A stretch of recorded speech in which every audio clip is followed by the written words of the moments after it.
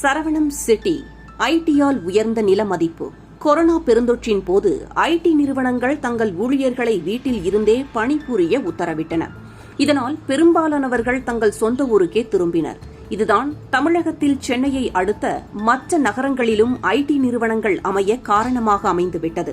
தற்போது தமிழ்நாட்டில் ஐடி நிறுவனங்கள் தங்களுடைய அலுவலகங்களை கோவையில் அமைக்க முன்னுரிமை காட்டுகின்றன.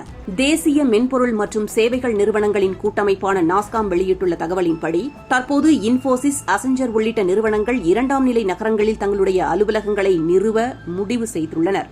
அதில் விருப்பமான நகரமாக கோவை உள்ளதாக கூறப்பட்டுள்ளது. ஏற்கனவே டிசிஎஸ், IBM, டெக் மஹேந்திரா ஆகிய நிறுவனங்களும் கோவையில் அலுவலகங்களை திறந்துள்ளன.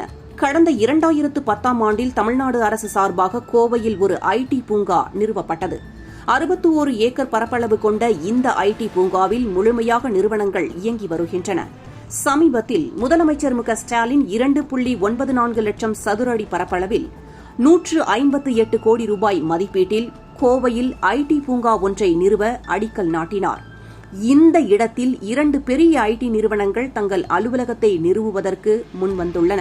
தற்போது கோவையில் மொத்தம் 5 ஐடி பூங்காக்கள் இயங்கி வருகின்றன. 1 அரசுக்கு சொந்தமானது, 4 தனியாருக்கு சொந்தமானது. இந்த 5 ஐடி பூங்காக்களுமே தற்போது முழுமையாக அலுவலகங்களால் நிரம்பிவிட்டன. பெரிய நிறுவனங்களும் ஸ்டார்ட் அப் நிறுவனங்களும் கோவை நோக்கி படையெடுப்பதால் அங்கே கூடுதல் ஐடி பூங்காக்களுக்கான தேவை அதிகரித்துள்ளது.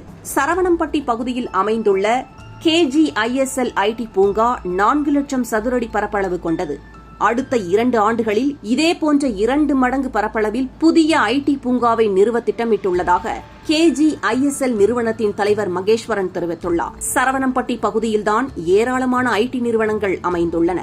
இனிமேல் சரவணம்பட்டியை ஐடி சிட்டி என்று சொல்லலாம்.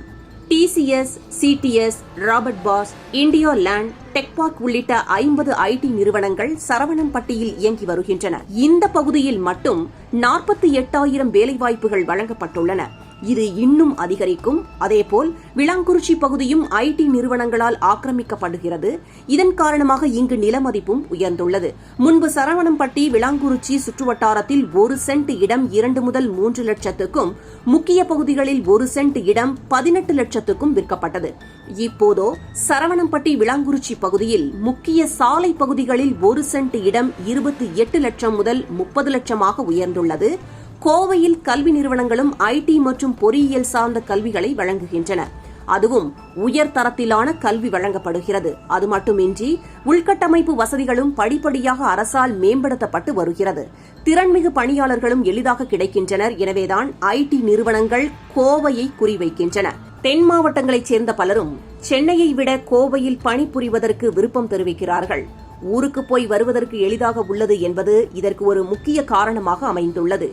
கோவையில் இருந்து பேருந்தில் சென்றால் 7 மணி நேரத்தில் நெல்லை சென்று விடலாம். காரில் சென்றால் 5 மணி நேரத்தில் கூட போய்விட முடியும். போக்குவரத்து நெரிசல், காற்று மாசு உள்ளிட்ட எந்த பிரச்சனைகளும் இங்கே இல்லை என்பதால் கோவை ஐடி நிறுவனங்களின் முதல் சாய்ஸாக உள்ளது.